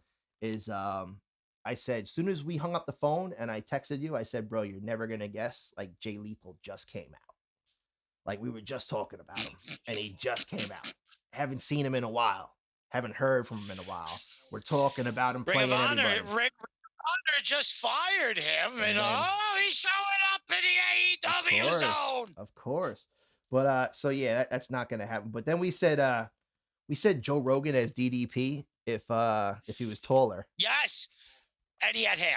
If he was taller and you could throw a wig on him, you could be like, bang. This is brought to you by Onnit Supplements. Onnit is a company that me and my friends formulated and created. This is brought to you in part by ayahuasca. Okay, so we said we actually crossed out Keanu as RKO. Maybe you did say Channing Tatum. It's probably going to be up in here. Channing Tatum as Randy Orton. Yep. Okay, so look, I'm going around the wormhole here, following all my arrows up and down and around in the page. So we said Keanu Reeves as Razor Scott Hall. Yes. Cool. He could do that. Come through the curtain, like.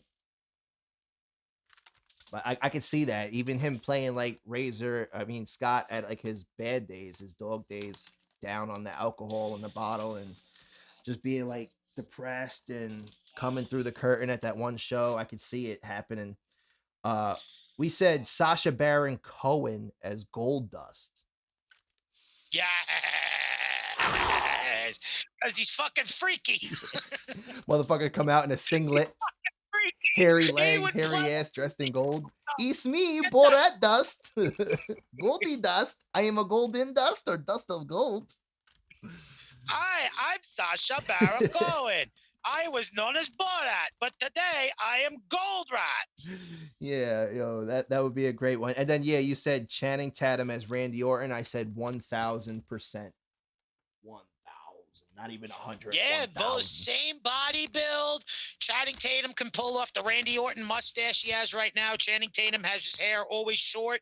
It just makes common sense. I said, who can George Lopez play?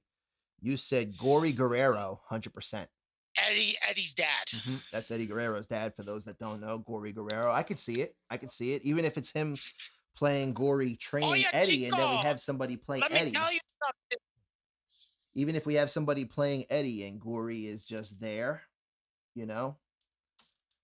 And then like he's training the young Guerrero. He's playing him. I can see that. Chris Benoit. I got it. I said Mike Castro Giovanni's dad.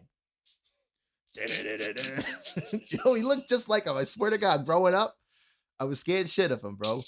Jacked ass city cop, short, stocky. Chris Benoit, rabid Wolverine. One day I was at Castro's house sledding and my pants were in the dryer and he came out and he's like, Flo, what the fuck? He's like trying to hop into my pant leg. He's like, my jeans shrunk. And she's like, those are Tyler's jeans, babe. And he's like trying to put them on. He thought they were his jeans. But yo, he was jacked out of his fucking mind. Slicked back hair. I could see him playing fucking Chris Benoit. Chris as Chris. Chris Castro as Chris Benoit. But, we said Ryan Reynolds as Christian Cage. Yes. Perfect build. They're both Canadian. They're both funny. They can be in serious roles. It works. I had Ryan Reynolds as Orange Cassidy, and then I crossed it out and said Christian Cage. I could just see him like, you two sorry sacks of shit. What about Christian voice. What about okay, hold on. New one. Ryan Reynolds as Joey Janela. Because Deadpool likes to talk about his dick, and if you read all the comic books, he has sex with a lot of people, and he uses his dick and everything. And Joey Janela flips people with his dick. Does he? The thing is, you mentioned Joey Janela last time, and I said I don't know him that well enough yet to watch a couple of his matches. There was a match with him and Mick Foley. In the middle of the match, Joey Janela fucking just does his fucking finishing move, which is where fucking the guy goes to fucking grab his cock and fucking like hurt him as like a low blow. But the gimmick is that his dick and balls are so strong that he can fucking finish the match. As soon as you go to fucking knock him out like that, he'll fucking flip you around and everything, and that's the end.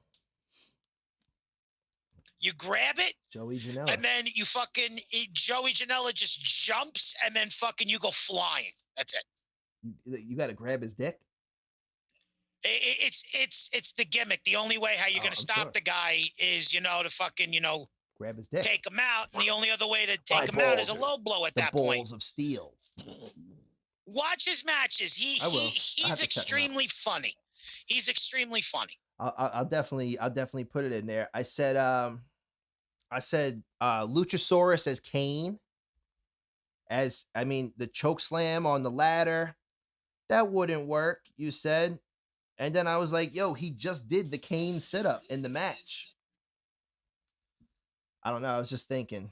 I said, yeah, I think the Luchasaurus, he's tall enough that I think Hollywood is only 6'8" anyway, so it could work. I think Luchasaurus could pull it off.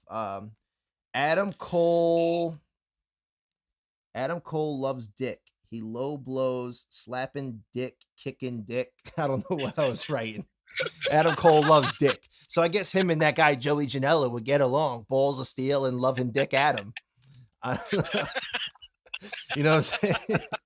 He loves dick, baby. I don't remember that conversation. It was. I think it was happening. I think we got off topic because I circled it. So that was going on in the match that we were supposed to be watching, which I don't remember what match this was at this point. But like I said, we got off track from the whole pay-per-view. This is how off the rails this show got. I don't think we watched the other 3 or 4 matches. I had to go back and watch it the next day, but I didn't take notes. But I said crazy ramp fight, 3 super kicks to take Luchasaurus down. Definitely Kane-like. I said 3-way BTE trigger, saved by Jungle Boy, proves the motherfucker is Kane, minus the backflip. There's a holy shit chant going on. Okay, so yeah, this match was actually the Young Bucks and Adam Cole versus Christian Cage and Jurassic Express. I don't know why I wrote it out of order. I wrote it after I went through the arrows. I should have wrote it at the top. But so Jungle Boy saves the fight. All 3 spears Christian Cage. Luchasaurus slams Adam Cole off the stage. I don't know. That's all I'm saying. I don't know what I wrote on that page because we were so off topic. But page 3, kid. We got Tommy Lee Jones as Vinnie Mac. You're yes. We got Kevin Owens played by Shane Foltman. I always thought Shane Foltman always reminded me of Kevin Owens, KO, like the persona, the onstage presence. Like I was like, Shane could be this motherfucker. It works. Jim Carrey, we said as Bischoff with the smile. Ladies and gentlemen. Yes, because Jim Carrey's got those pearly whites that Eric Bischoff likes to do. Remember, every single time Eric Bischoff comes out, he goes like this. I am a Hollywood producer. I produce shows with my good old buddy who played on Wonder Years. You read my book. What is it? Controversy Creates Cash. One of the best books I've ever read. I loved it. I read that shit when I was in Norway, bro. Like I was on the back of a bus and I was like just laying on the hallway. My grandma was like, we were in like an RV and my grandma was sleeping in the bed. The driver was driving us like all the way through the country from Oslo to Bergen.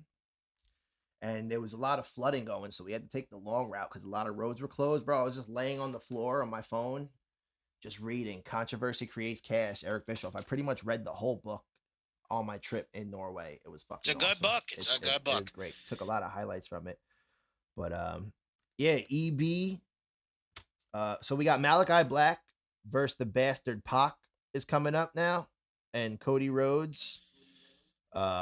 Black Arrow 1 2 3 boom boom boom. FTR comes out. I wasn't even really concerned about that. Tay Conti versus Britt Baker.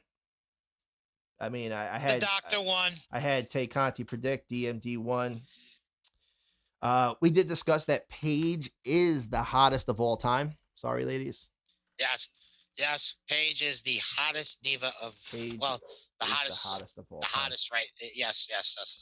I said Alexa. There were reasons why. Now, for those of you who don't know, you can go on to your local hub site. Alexa Bliss is pretty hot too. Alexa Bliss is hot, yes, but until I see something naughty, I'm gonna say otherwise. Yeah. Paige, on the other hand, has done some very naughty things. Freaky. Freaky stuff. Go to PodDecks.com and check out Paige's sex tapes. I love Liv Morgan. I mentioned. Oh, she's hot too. Liv Morgan, she's hot too. Bad. And then we got Sasha Banks. I said is hot. You were like disagreeing with me. I said she's like an ebony German, bro. Like two great mix right there. Like she's mouth Snoop watering. I don't care. Forget it. I don't care. Then you said something. You were like too tiny. I was like, nah, bro. Ragdoll shit. Boss bitch. Tree J's hot tip of the night, number 1. Asuka on RedTube. I'm taking a piss. Like, what? Asuka in lingerie on the hub? Put these youngins on.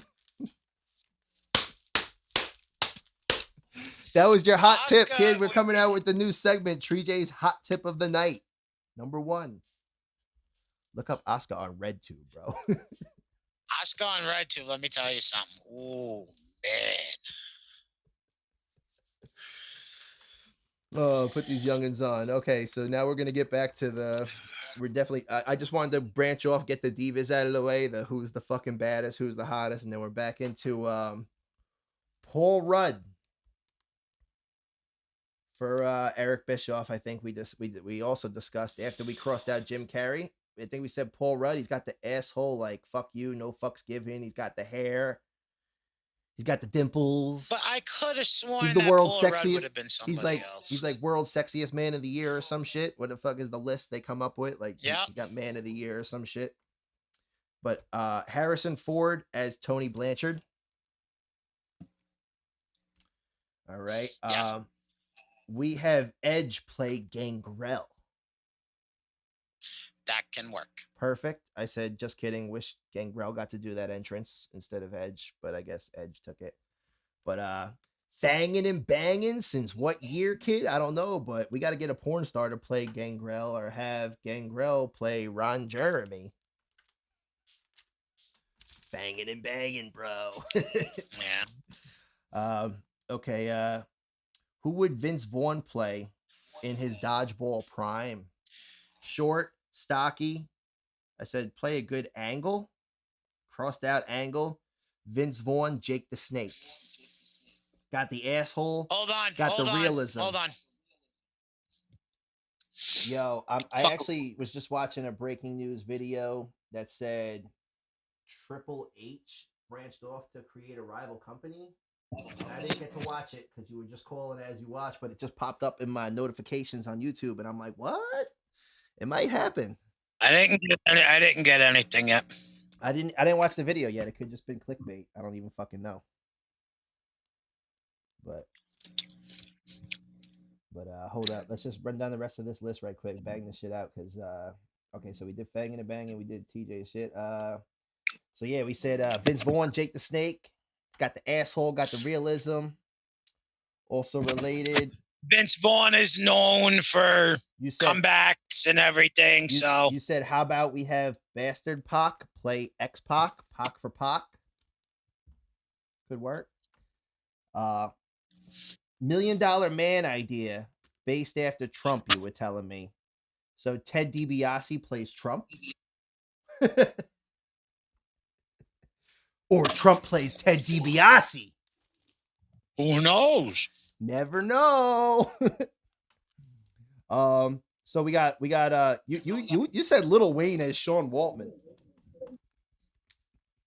She lick the lollipop, auto tune that shit, and she suck it in China, dog.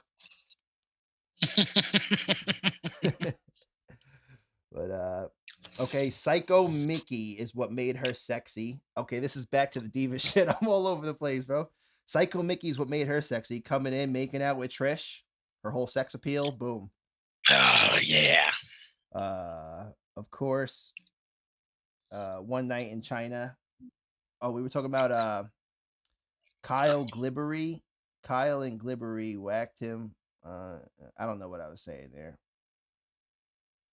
Oh, we were talking about related to someone on X videos, all China shit. 9 guys in the ring, She-Hulk. We were talking about China's porn. Yes. And I said, like, we were talking about how Shawn Michaels, like, kind of fucked everybody, I guess. And I was telling you the story, like, when Anthony Glibbery, you know who that is, right? Glibbery came to the block, and he was fucking with Kyle. Like, he was picking on Kyle one day. And I was on crutches still. And he was, like, at Little Vinny's waiting for us. So he came up on the block. Him and this big kid was taller than me that he was with. But you know my cousin Sean, 6'6", taller than that motherfucker. So, like, Sean had the Escalade at the time, and fucking I walked up to the kid and I was like, yo, you here picking on Kyle? And he was like looking at me like, no, whatever. He was talking some shit. And I was like, you like to pick on kids that are smaller than you, motherfucker? And I whacked him in the ankle with my crutch. And he was like, oh, like, he was like, I just whacked him. And then I was like, yeah, I kept talking shit to the motherfucker. And then I whacked him again. Boom. And then, like, he backed up. And then his boy came and pressed me. Like, he was going to do some shit his big kid he was with. Like, oh, I brought a big boy with me. And then my cousin Sean jumped out the fucking Escalade, 6'6", and pressed this motherfucker and was looking down at him. And that kid was looking up at Sean like, oh, I thought I was the big dog in this yard. It's like, nah, bitch, there's always a bigger dog around the corner. But Sean, what happened, why the cops got called on us, because Sean actually wound up having a pellet gun with him that night. And he pulled out a pellet gun and started shooting at the motherfuckers. So they called the cops to Little Vinny's. We were getting shot at. There's a pellet gun, you pussies. Come on. But moral of the story is Shawn Michaels fucked everybody. Yep. I don't know where that came from. Mom with Shawn I had in here. Like, Shawn was fucking somebody's mom. What else is new? What else is new? Woo, another sheet down, kid. What the fuck you eating over there? Thanksgiving sandwich. Ah. Well, we got this one last page here. I'm going to run through it real quick, and then we'll just talk shit. Inner Circle versus American Top Team. I predicted American Top Team. I didn't even put a winner down because we were so drunk and we were still going on with who the fuck is playing who and what movies. The Inner Circle one. We said Will Smith as Kofi. Fresh Prince Will, as long as he's flexible. He could do all the Royal Rumble saves, off the steps and shit. Like, he was Ali. I mean, come on, right? He was the GOAT already. What do we got? I can't read that. He lived his she's helping him. Hager squares off with, okay, so this is the American Top Team match. Hager squares off with Arlovsky. It's Jericho versus Junior Dos Santos. Julio Dos Santos. No, it's Junior Dos Santos, whatever. Dan Lambert with the KO. Red, white, and blue velour sweatsuit, like he's part of Team Angle 02, 03 era, 04 era. Thinks he's Charlie Haas, this motherfucker. Santana and Ortiz, as their lucha forms, are wrestling right now. Who do we got for midget? I wrote midget from GOT as Hornswoggle. That's how I was so drunk by this point after talking for 2 hours that I was writing match shit, and then we were still going back and forth of who's going to play who. So we had the midget from the Game of Thrones play Hornswoggle. I was like, and then you said we just Brad get Williams. Brad Williams. But then you said let's just get Wee Man because he does his own stunts. He does all his own stunts. Wee Man. Then we said Bruce Willis as Steve Austin. 100%. Big, bold, and jacked. Got to get the roids. 100%. Yep. Get those roids going. We had Rob Schneider as Jerry King. From the Gigolo. Yep. I said, I don't know what I said there. Triple H. Triple H plays The Rock, just like DX did back in the day. Chris Pratt, Jake's better known as Star-Lord. I had him as John Cena. I had him as like Jake's beating him with a toaster. We ain't seen that in a while. I don't know. I guess he was beating him with a toaster. We haven't seen a toaster in a while. We haven't seen stop signs in a while. We haven't seen barbed wire bats in a while. It's always steel chairs, tables, and the typical boring shit. I miss Deathmatch wrestling. I miss Al Snow coming out with a fucking head and just bashing motherfuckers with a head, bro.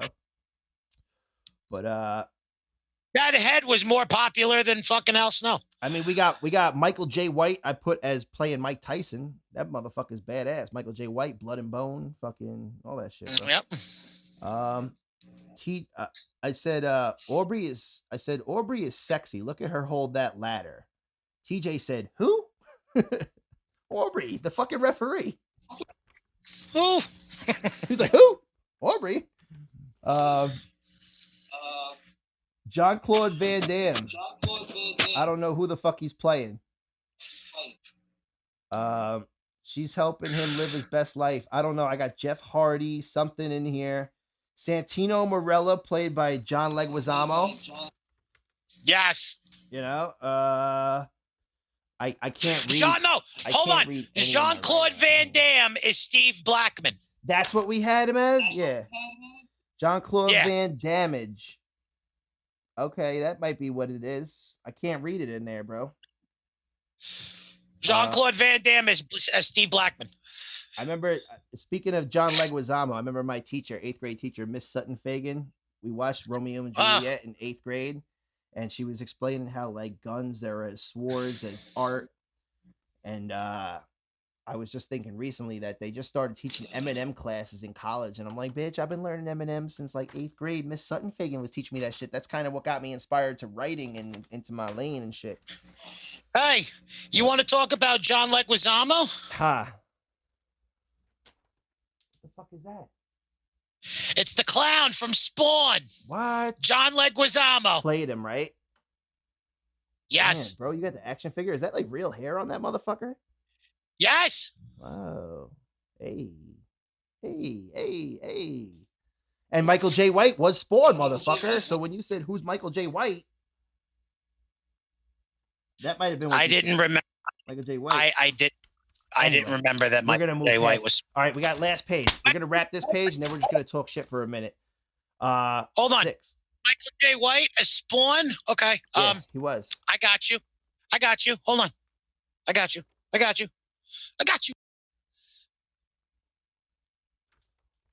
Michael J. White as Spawn. Whoa. That's crazy. What are we on right now? Hold on. Michael J. White as Spawn. Damn. You got the collections, bro. Michael J. White is Spawn. What the fuck? You got every Spawn fucking figure, and I said Michael J. White, and you said who? Michael J. White is He's Spawn. trying to get to the lollipop, Tootsie Roll center of the lollipop. How many licks does it get to get to the center of the Tootsie Pop? What? Ooh. I totally forgot that Michael J. White was fucking Spawn. Yo. All right? I forgot. All right, so I think we switched up. TJ said for Eric Bischoff, Jeff Goldblum. Jeff Goldblum. I think I said no. Apartments.com. And then we got the Apartments.com. We got the main event coming up. Jay Lethal comes out. Shivani always wanted to do that. This was a long fucking pay-per-view. He said, he goes, so Jay, so this is right where we hung up. This is right where we hung up the call, and I tried to call you back because I said Jay Lethal came out, and he goes, Shivani! Always wanted to do that. Jay Lethal is now all elite. But we got Hangman. I predicted him for the main event versus Kenny Omega. I called that our last episode. It was some cowboy shit. I said that Hangman Page was going to win. It's some cowboy shit. And we don't have to say cowboy poo over here because we're men. We're men. And we're not afraid to say cowboy shit. Cowboy shit. Nobody needs to say cowboy poo. Reminds me of that scene from Ready to Rumble where he's like, we're men. And we're not afraid to say we love other men. And Sting like punches him in the face. And then he's like, me next. David Arquette punches him in the face. But it was a redemption match. Yeah, I heard that, JR. I heard that motherfucker, he said at one point in the match. What's to come for Hangman Page? I mean, got the whole shit going on here, bro. Oh, but Hangman. Dude, I gotta stop getting drunk and watching pay-per-views because my whole shit is so out of order that before the main event, dude, we have Jericho. What about CM Punk versus Eddie Kingston? Okay, so I don't know what I wrote here, but I wrote you. We have the "you fucked up" chant. You fucked up, right? Because we got Chris Jericho shredding Dan Lambert. Apparently, Jericho. I think that says stabbed. Jericho stabbed Lambert's cock. Ow. Jericho with the 5-star 1-2 is the Eddie Guerrero tribute. You saw Jericho literally say like, I love you, Eddie. You could read his lips like, I love you, Eddie. The blood, sweat, and tears that these two men put in the ring, they're goats. But yeah, I don't know. I guess he stabbed Lambert's cock. I got to watch the match again. And that's it, folks, for the pay-per-view that we barely reviewed, but we ran through every wrestler that should be played by another actor or actress or some shit in time. Pretty successful. There's a few in there. There's a few in there I think we missed, but I think we'll catch up on it. We're gonna have like a little series out of it. We're gonna have a little series of it and just go through it and be like boop boop boop boop boop boop boop boop. Throw the side-by-side pictures and be like, what do you think? Vote yes or no. Shit. But what you got going on for the rest of the day, man? Nothing. We've been rocking for like 2 hours. It took us a while to get through that, but that was mostly not even a pay-per-view review. That was just let me tell you who's going to do who and who's going to act as who review. And you can fuck your Hulk Hogan biopic because we got about 28, 30 other options right there on the plate. Fuck Chris Hemsworth. See, what WWE should do is break away with WWE films and start doing biopic films and find the actors that are willing to do it, get the funding for it, whoever you need to hire. If you got to hire the A-list actor. And we're on the search to find who the hell is going to play the Macho Man Randy Savage. Ooh, yeah. You got to find it. If you guys think you know somebody who could play Randy Savage, put it in the comments below. Right. Let them know. Who we going to do, bro? Because I'm going to be honest, even with my history of this shit, I'm fucking drawing a blank. Yeah, it's tough, bro. It's not easy. But... You know, like Ric Flair as Leo, that was easy. Chris Pratt as John Cena, that's easy. Vin Diesel as The Rock, that's easy. No, it's all about family. No, not The Rock. We didn't have Vin Diesel as The Rock. We had Vin Diesel as fucking Goldberg. Oh, yeah, that's right. Family. Family. Goldberg's son. Family. It's about family. This is my son. This is my son, Gage. And let me tell you, Gage is going to be in the WWE someday. I never thought he would be. It's all about family. But all those years when I was saying, who's next? Who's next? Who's next? Well, let me tell you something. Gage Goldberg is next. Ah! Family. And Gilbert could definitely be played by our guy, Rob Corddry. Oh, there we are. But be sure to check out some of the sponsor links below if you haven't yet and you've listened this far. You could get yourself a cut buddy. You could get yourself some Dr. Squatch soap. You could donate to the channel. You could buy us a fucking coffee. Or in our case, my case, you could buy us a beer. That's coming right to you. You could buy me a vacation abandoned hard cider because we did not abandon you. We were just on vacation. Support your local brew. Support your local brew. Local brew makes better than corporate sponsors. Corporate sponsors only give you about 15% of what you're actually owed. Local brew will actually help you make more money and help you support your local economy. Local brew. Go to your local beverage dealer today. Local everything. Even Dr. Squatch soap is pretty much local as far as I'm concerned because it's not mass produced. It's not really in the markets on the shelves there yet. They haven't been bought out by a bigger corporation that says we're going to add sodium lauryl sulfate and other bullshit into your ingredients. And plus also it's made here in America. Right here at home, man. Just some cold, hard pressed, fresh soap. And you can use it in a cold shower. You could use it in a hot shower. It's used for both applications. Use while you can. If you want to wind up like Evolution and you want to get paid, laid, and made, Dr. Squatch is the way to go. If you want to be styling and profiling, kiss stealing, wheeling, dealing, woo! Get yourself some Dr. Squatch soap. I definitely know Ric Flair would definitely sponsor that. Oh, yes. If Rick is having any honey sit on his lap, he wants his balls to smell like some pine tar or even some peppermint if she needs a minty kiss underneath the mistletoe at Christmas time.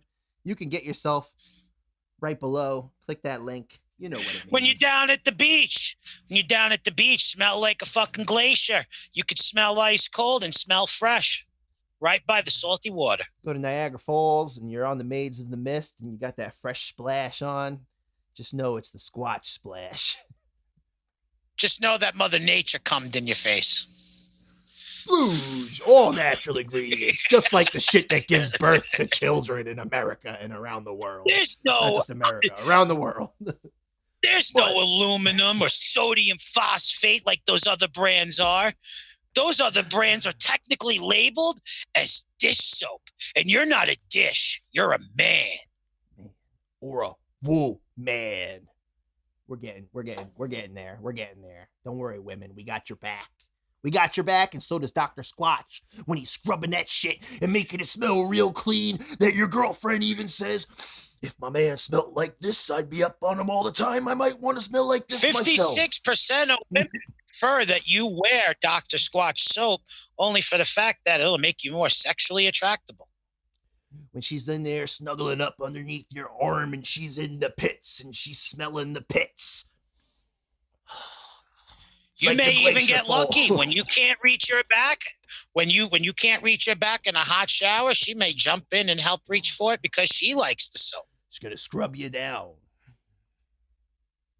While she's going to give you that loofah action. She's going to be giving you the good old wrap around, washing the good old ball sack below. While she's hugging your back because you smell so damn good. Oh, shit. All right, yo, we go wrap it here or what? She's going to put the one pink in your stink. Whoa! And that's the bottom line, because Stone Cold said so. It might be very cold. That's horrible.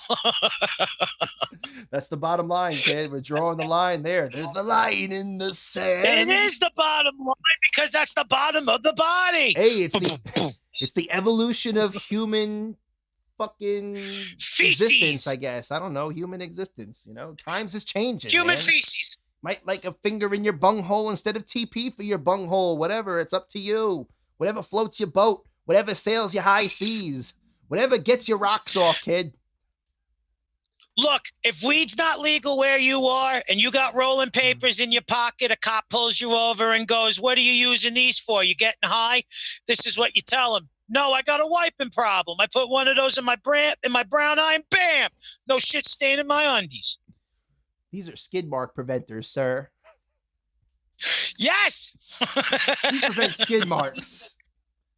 What are you doing with these if you're not getting high? Well, the little glue getting side. High? The little glue side. What are you talking about, man? Yo. I have a wiping problem.